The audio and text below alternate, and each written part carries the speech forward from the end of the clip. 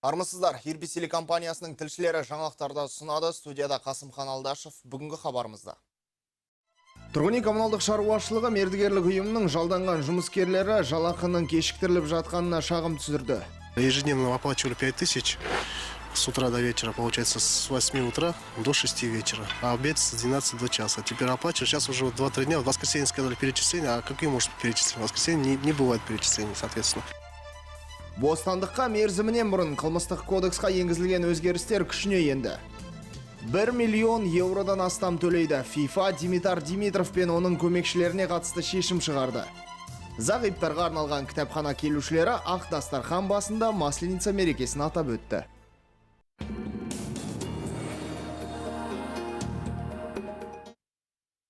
Жеңілдіктер, орасан зор жеңілдіктер. Тек қана сіздер үшін тиімді бағалармен Ирбис ТВ телекомпаниясының жаңалықтары мен фильмдерінде өз жарнамаңызды орналастырыңыз. Және табыс сізге кепілденген. Барлық сұрақтар 8-71-82, 55-08-55, 8-701-918-15-60 телефондары бойынша жарнама бөліміне хабарласуға болады.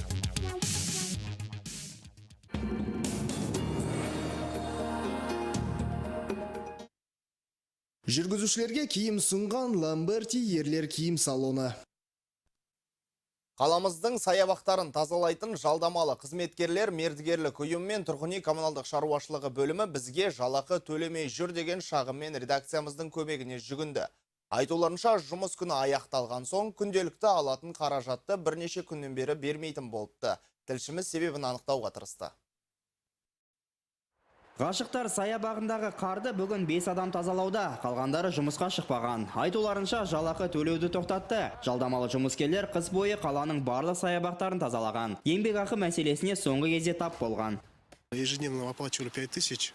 Күнделікті бізге таңертеңнен кешке дейін 5000 теңге төледі. Жұмыс кестесі 8-ден 6-ға дейін. Сказ да бар. Жексенбі күні қайта есептеу басталады деп айтты. Демалыс күні ешқандай бухгалтер жұмыс істемейді ғой. Менің ойымша олар бізді алдап жүр. Сіздерден көмек сұраймыз. Оның алдында саябақты тазалауға күнделікті 10 адамнан шығып отырған жұмыскерлердің жартысы ресми жұмыс істесе, қалғандардың келісім шарты болмады. Бұған қарамастан барлығы мерзімде жалақы беріліп келген. Бүгінде қала әкімдігінде жағдайға түсініктеме берді.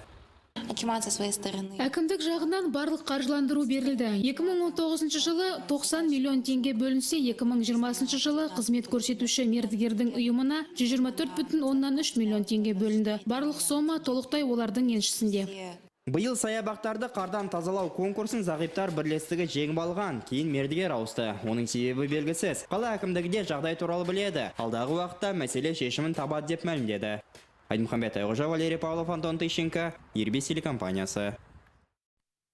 Аймағымызда патент бойынша жұмыс істейтін жеке кәсіпкерлер саны 3 есе азайған. Себеп, жыл басына күшіне енген жеке кәсіпкерлерге арнайы салық тәртібінің қолданылуы бойынша жаңа талаптар. Белгілі болғандай қызмет түрлеріне тек 32 бағыт енгізілген. Бүгін павлодарлық бизнесмендерге кедендік және салық заңдарындағы жаңашылықтар туралы айтты. Экономикалық блокқа назар аударайық. Бизнес жаңалықтарының демеушісі керемет сынап, сантехника және жылыту дүкені. Әрдайым тиімді және жайлы.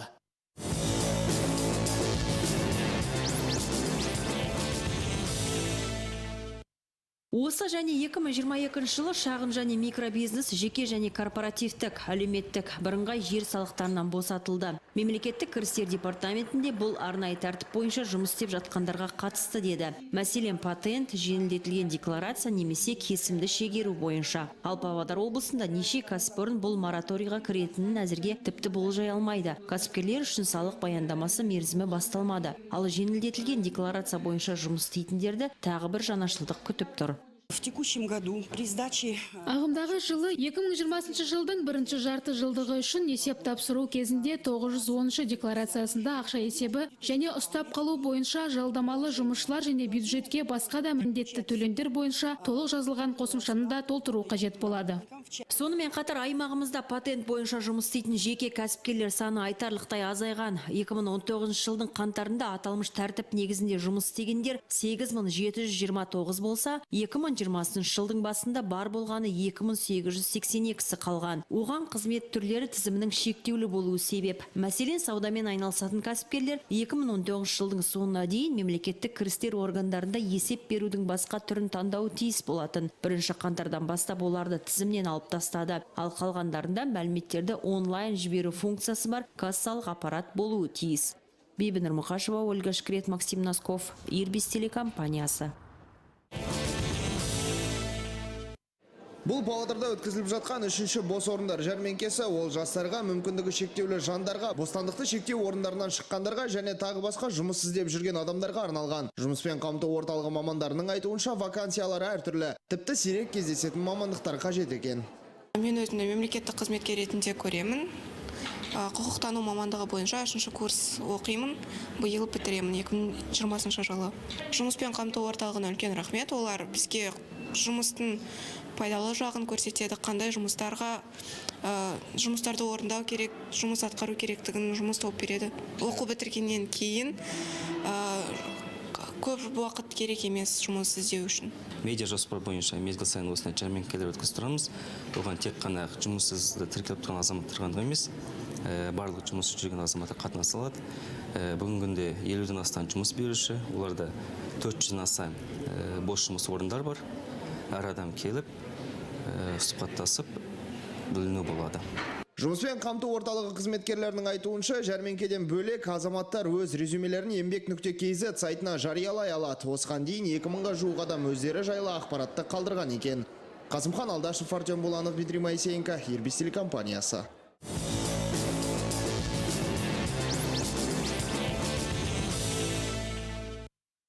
Бизнес жаңалықтарының демеушісі керемет сынап, сантехника және жылыту дүкені. Әрдайым тиімді және жайлы. Керемет снап сантехника және жылыту дүкені өзінің тұрақты және жаңа клиенттерін күтуде. Сіздер үшін өнім түрлерінің кен таңдауы, су жылытқыштар, ұзақ жанатын қазандықтар мен түтіндіктер, жылыту радиаторлары, монша пештері, қатынастырғыштар, жылы еден жүйесі. Сонымен қатар мұнда сіз ванна бөлмесіне арналған жиһазды таңдай аласыз. Душ кабиналары, санфаянс және тағы басқалары. Ең үздік бағалар сатып алушылар үшін әрқашан науқандар мен жеңілдіктер. Қош келдіңіздер. Циолковский көшесі 24 керемет снап дүкені, әрдайым тиімді және жайлы. Қылмыстық кодекске енгізілген түзетулер арқасында енді сотталушылар абақтыдан мерзімінен ерте шыға алады. Ол туралы бүгін аймағымыздың қылмыстық атқару жүйесі департаментінде айтты. Толығырақ Бибінұр Мұқашева. Қазір сотталушылардың мерзімін қайта қарастыру үшін материалдарды сотқа жіберуде. Бұл ретте Павлодар облысында 752 айыпты тағайындалған мерзімнен ерте шығуы мүмкін. Солардың бірі Александр Памфильцев. Ол есірткі пайдаланып сатқан үшін темір торға қамалған. Үкім шыққанға дейін тергеу абақтысында отырдым. Нәтижесінде 5 жыл берді. 1 жыл 10 ай отырмын. Қазіргі заң өзгерістеріне байланысты менің мерзімім 2 айға қысқарады. Мен үшін ол өте маңызды. Бостандыққа шығу үшін күн санап жүрмін. АП 162-де 1 абақтысында қылмыстық кодекске енгізілген өзгертулер бойынша жаза мерзімін қайта қарастыру мүмкіндігіне 19 адам ие болған. Қазір 6 сотталу бойынша 10 шешім бар. Егер адам абақты ауылда жазасын өтейтін болса, тергеу абақтысындағы 1 күн 2 күн болып есептелінеді. Егер қауіпсіздігі орташа мекемеде жазасын өтейтін болса, тергеу абақтысында отырған 1 айы 1,5 ай болып саналады. Ал қауіпсіздігі төмен абақтыға қамалса, онда 1 ай 2 ай деп есептеледі. Қазіргі таңда жаңа заң күшіне енгеннен кейін темір тордан мерзімнен ерте шыққандар бар. Айта кететін бір жайт, қатаң тәртіптегі түрмелерде отырғандарға бұл заң өзгерістерінің қатысы жоқ. Павлодар облысы бойынша 752 сотталушы аталмыш жеңілдікке үміттене алады. Олардың қатарында шартты мерзім алған 266 адам да бар. Пробация қызметінде есепте тұрған 20-сының материалдары сотта қаралған. Бибінұр Мұқашева, Антон Тыщенко, Ирбис телекомпаниясы. Әлеуметтік желілерде жеңілдікке ие жолаушыларды тасымалдауға қатысты жаңалықты қызу талқылауда. Көлік қызметкерлері бөлінген қаражат аз десе, павлодарлықтар автобустардың қызмет көрсету сапасын көтеруді сұрайды. Дәстүрлі айдарымызға кезек берейік. Әлеуметтік желі жаңалықтарының демеушісі Бипек Авто компаниялар тобы.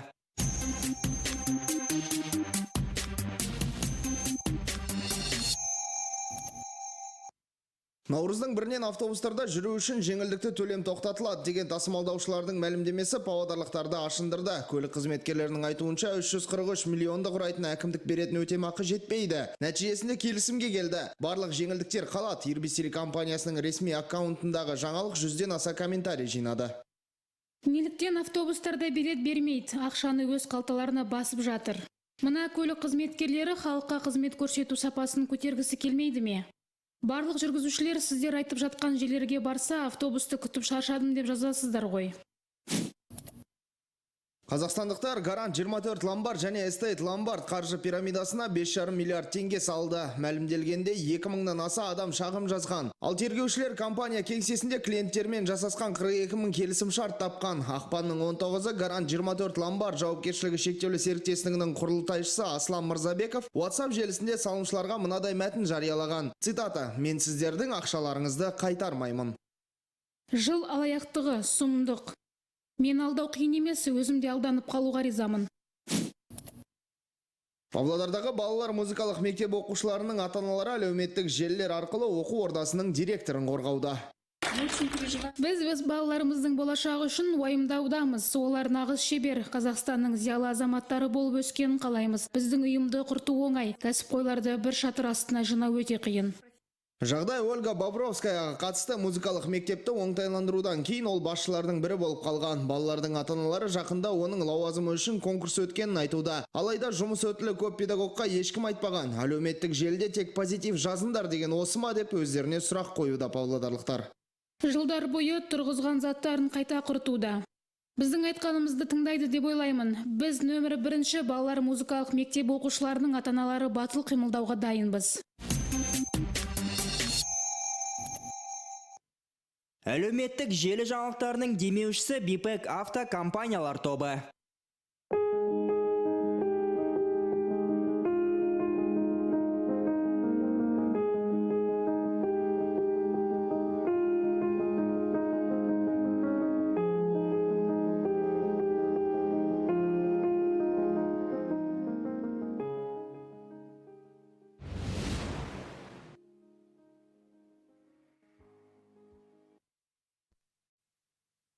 Жол қозғалысы ережелерін бұзушыларға қатысты төзімі жетпеген павлодарлық қырағылық танытты. Қалалық прокуратураның жанында жүріп, ол бірнеше автокөлік тыйым салу белгілеріне жақын жерде тұрғанын байқады.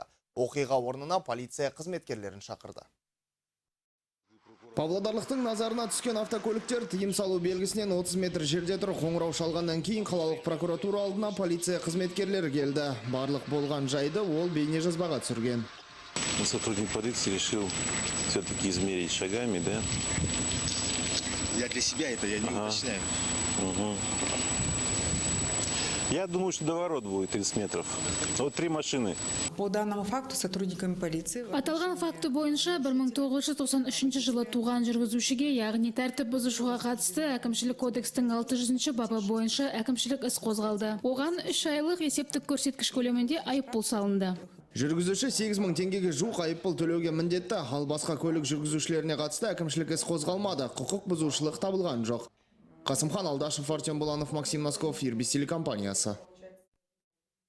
Ирбис телеарнасының көрермендері тек орталықта ғана жылы аялдамалар орнатылғанын айтып, басқа көшелердегі жаңбыр, жел мен қарда қорғаныш бола алмайтын павильондардың құрылысы туралы шағымдануда. Одан басқа ауладағы толып жатқан қоқыстардың үйінділерін түсіріп, мобильді қосымшаға жіберген. Көріңіздер. Мобильді қосымшаның демеушісі мега сауда үйі. Беларусь жатын бөлмелері мен жиһаздарына жеңілдік сыйлайды.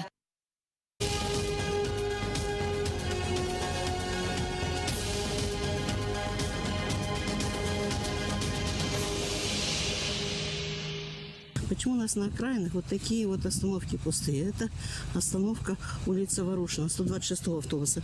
Такие же остановки на Мангильды 50, возле школы, напротив 50-го дома. Никому дела нет. И дождь, и снег, и ветер. И вот такие пустые остановки. В центре у нас все замечательно. Возле АТП-1, возле 29-го садика, смотрите, ни одного фонаря не горит. Здесь пешехода нет, машины не видят, что мы проезжаем на санках. Где фонари? Ничего не светит. Вот 27-й стоит, и все, только его видно. Безобразие. город Аксу, центральная почта. Вот посмотрите вывески. Казпочта и Казпочта. Какой из них на казахском, какой из них на русском написано. Вот наша первая городская больница. Стоят контейнера, а рядом куча мусора во дворе, присыпанная снегом. Мира 11. У меня вопрос, когда уберут эту мусорную свалку отсюда? Сатпаева 21, центр города. Я уже 2 недели даю заявочку, если не больше, сколько-то времени уже это все здесь лежит. Реакции 0, конечно, видите. Все больше и больше мусора скапливается. Это проход в школу, так вот, кочки. Невозможно идти здесь. Внизу гололед, наверху снег, горы. Дети идут в школу здесь. От начала Роза Люксембург и до Чокина, до школы 9-й.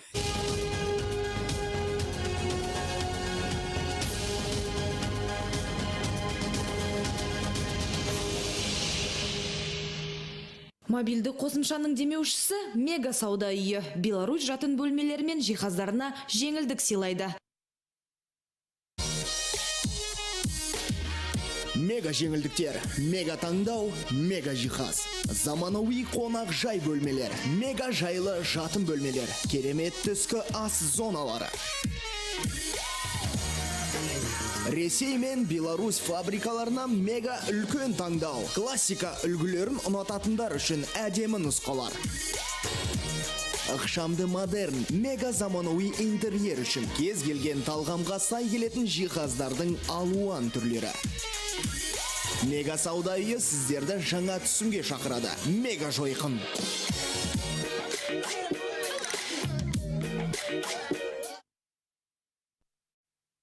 Қаламызда химия пәнінен халықаралық олимпиада басталды. Әбікен Бектұров атындағы білім сайысына еліміздің 12 аймағынан, сонымен қатар Ресей Федерациясының Новосібір қаласынан барлығы 18 команда қатысты. Жеңімпаздарға беретін сыйлықтар да осал емес. Жансая Талипова сайыстың басы қасында болды.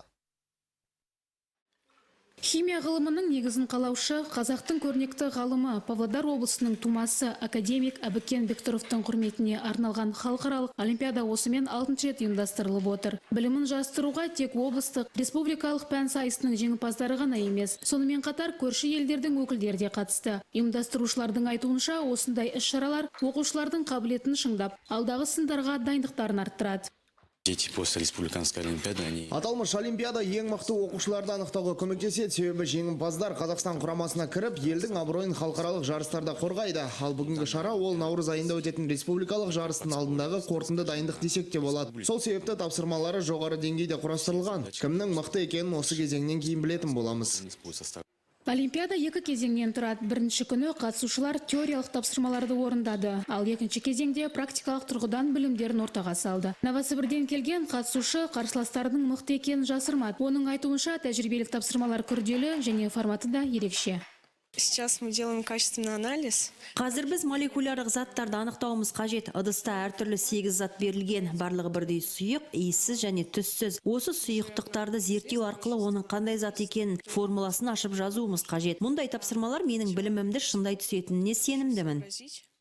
Олимпиаданың биылғы жүлде қоры 650 мың теңгені құрайды. Сонымен қатар жеңімпаздарға ноутбук, смартфон және энциклопедия жинақтары сыйға беріледі. Келген қонақтар сондай-ақ қаланың көрікті жерлері мен мәдени орындарын аралап, Ертіс Баян өңірімен етене жақын танысты. Жансая Талипова, Валерий Павлов, Ирбис телекомпаниясы.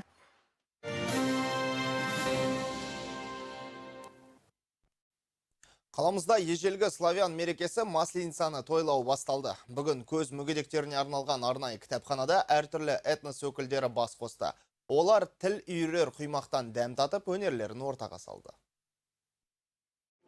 Қыс мезгілінің аяқталғанын білдіретін Масленица мерекесі бұл кітапхана қабырғасында дәстүрлі түрде тойланады екен. Мекеме оқырмандары Ақ-дастархан басында бас қосып, түрлі ансамбльдердің өнерлерін тамашалады. Тіпті өздері де аспаптардың сүйемелдеуімен ән шырқады. Қазақстан бойынша да бұл мереке тойлануда, себебі біздің Қазақстанымызда интернационалды халық болғандықтан ол ұмытылмайды және де тойланып отырады. Бүгінгі біздің іс-шарамызда оптимист ансамблі өнер көрсетеді. Сонымен қатар өзіміздің оқырмандарымыз, көз мүгедек оқырмандары өздерінің де өнерлерін көрсетуде. Әннен шашу шашып, чесушкамен өлең айтылады. Сонымен қатар оқырмандар славян халқының салт дәстүрлері мен ұлттық құндылықтарымен танысты. Айта кетейін, кітапхана ұжымы жексенбі күні Өзен вокзалы аумағында өтетін Масленица мерекесінде де қысты шығарып салмақ. Бекбол Мырзахан, Дмитрий Моисеенко, Ирбис телекомпаниясы. Футбол сүйер қауым жергілікті екі мықты команданың матчын тамашалай алды. Екібастұз ұжымы өз алаңында Ақсуды қабылдады. Ойын соңында күтпеген нәтиже тіркелді. Екінші лиганың өкілдері 5-2 есебімен сенімді жеңіске жетті. Владислав Чернышов дубль авторы, Алтаспор жаңалықтары.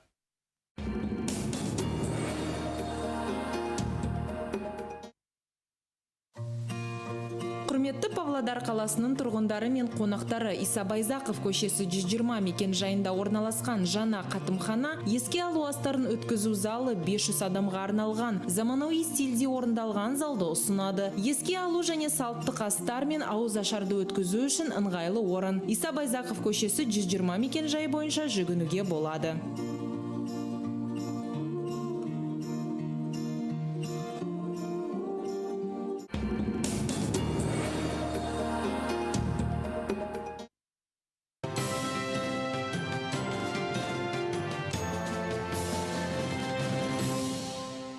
Спорт жаңалықтарының демеушісі Экоскат сауда маркасы сіздің өнімдеріңізге аса қамқорлықпен.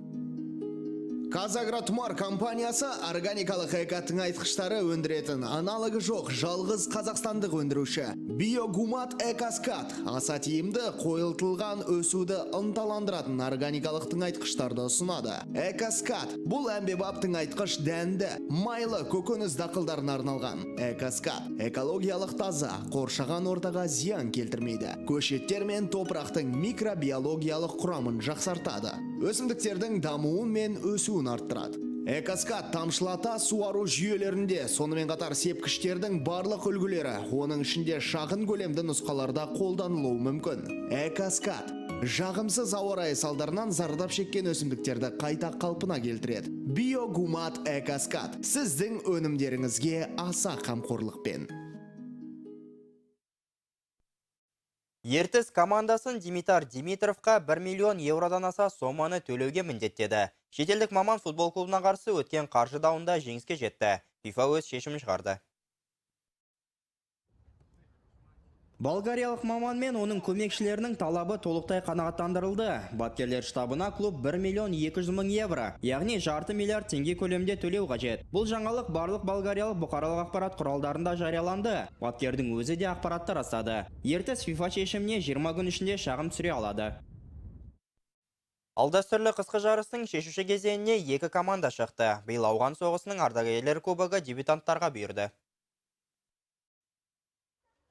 Белсенді адамдардың арасында әуесқой спорт түрі аймағымызда жыл сайын дамып келеді. Биыл ең көне қалалық сайысқа 20 команда тіркелді. 2 апта бойы финал жолдамаларын сарапқа салған. Нәтижесінде ақтық мәреде нөмірі 4-ші және 1-ші мектептің оқушылары кездесті. Соңғылары қарсыластарын қыспаққа алып, басты жүлдеге қол жеткізді. Не такой вязкий, играть можно. Алаң онша тайғанақ емес, ойнауға ыңғайлы. Мұнда ең бастысы ойыншылардың физикалық дайындығы, күштің арқасында ғана жеңіске жетуге болады. Қола медаль үшін нөмірі 22-ші және 19-ші мектептің өрендері таласты. Тартысты матчта қос ұжымның гол соғатын мүмкіндіктері болды. Негізгі уақыттың аяқталуына бірнеше минут қалғанда 19-ші мектептің оқушылары есеп ашып жеңіске жетті. Көкшетаулық Арлан маусымның аяқталуына бірнеше тур қалғанда мерзімнен бұрын чемпион атанды. Бұл уақытта Ертіс Алматыға қарсы екінші матчта 3-4 есебімен жеңіске жетті. Бүгінде павлодарлықтар жарыс кестесінде 119 ұпаймен 3-ші орында келеді. Бұдан бөлек қаламызда шаңғы жарысынан республика біріншілігі басталды. Қазақстан чемпионатына еліміздің 11 облысынан 350-ден астам шаңғышы қатысуда. Спортшылар 3 жас ерекшелігі бойынша бақ сынайды. Және жерлестеріміздің көрсеткіші де жаман емес. 3 группа бар бізде. Нұртан 3 группа бар, қыздардан 3 группа. Содан арасынан бәрі дайындықтары жақсы. Ойлаймын, биылғы жарыс жақсы, осында өтіп отырдық. Күнді өзді, міне жақсы. Жарыс жолына шыққан спортшылар мәре сызығына жеткенше тартысты өнер көрсетіп бағуда. Солардың бірі 3 алтынды қанжығалап үлгерген нұрсұлтандық Берік Боранбаев. Перед классикой волновался очень сильно. Классикалық шаңғы алдында қатты қобалжыдым, достарым мен бапкерім сабырға шақырды. Алаңдамын, бәрі жақсы болады деді. Осылайша бірінші орынды иелендім. Өткен жылы спринтте бірінші орын, сондай-ақ классикалықта екінші орынды иеленген болатынмын. Чемпионат алдағы күндері өз мәресіне жетеді. Бүгінгі таңдағы командалық көрсеткіштер бойынша Шығыс Қазақстан облысы көш бастап келеді. Одан кейін Қостанай, Ақмола және Павлодар өңірінің шаңғышылары тұр. Павлодарда үстел теннисінен облыстық жарыстар өтті. Еліміздің барлық өңірлерінен келген шағын ракетка шеберлері айына бір рет рейтинг ұпайлары үшін ойнайды. Облыстық лига бұл 32 дивизионнан тұратын чемпионат. Алғашқы 12-сінде ересектер мен жасөспірімдер құрамасы ойнайды. Әдетте олар республикалық біріншіліктер мен турнирлерде біздің өңірдің мүддесін қорғайды. Ал қалғандарына балалар қатысады. Для них это опыт, для них это интересно. Балалар үшін бұл жақсы тәжірибе. Мұндай жарыстар көп ұйымдастырылмайды, және балалар да жиі шықпайды. Сондықтан олар үшін бізге ай сайын келіп ойнау ерекше қызықты. Оның үстіне енді ойындарға қатысып жүргендер үшін облыстық лига өте керемет көрсеткіш. Аталмыш жарыста 200-ге жуық спортшы өнер көрсетеді. Ойын тәртібі өте қатал. Ай сайын теннисшілер үшін тәртіптер өзгертіліп отырады. Тек ең мықтылар суырылып алға шығады. Первые и вторые места поднимаются выше.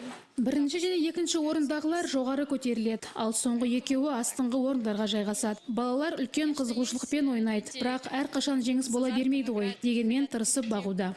Көшбасшылардың ауысуы негізінен екінші ондықтағы лигаларда орын алады. Алғашқысында бұл тұрақты. Тізімнің көшбасшысы Алексей Мишук, одан әрі Руслан Тәңірбергенов пен Әсемгүл Өтепова жайғасады. Бұл тізімге ілінгендердің арасында Ерғана Сапар да бар. 15 жасар баянауылдық ересек теннисшілермен бірдей деңгейде ойнады. Ал спорт туралы бүгінге осы жеңісті күнде жүздескенше деп мен сіздермен қоштасамын. Аман сау болыңыздар. Спорт жаңалықтарының демеушісі Экоскат сауда маркасы. Сіздің өнімдеріңізге аса қамқорлықпен.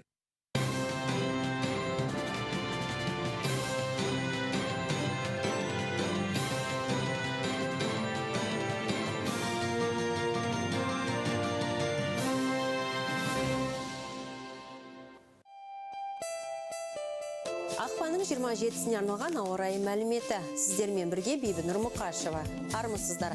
Алматыда күн бұлтты +10 градус. Көкшетауда 1 градус жылы. Қар жауады. Петропавл шаһарында +2 қар ұшқындайды. Омбыда бұлтты күн күтілуде. Сынап бағаны +1 градуста тұрақтайды. Новосібірде күн бұлтты, қар жауады -1. Барнаул өңірінде 0 градус көрсетеді. Қар жауады. Өскемен қаласында қар аралас жаңбыр жауады +3 градус. Семейде қар аралас жаңбыр жауады +2 градус жылы. Қарағандыда және бас қаламыз Нұр Сұлтанда аспан ала бұлтта +1 градус. Ал Қазгидромет орталығының мамандары Павлодарда қар жауып көктайғақ болатынын, күндіз +3, ал түнде -2 градус болатынын болжайды. Жұмыстарыңызға сәттілік, аман сау болайық.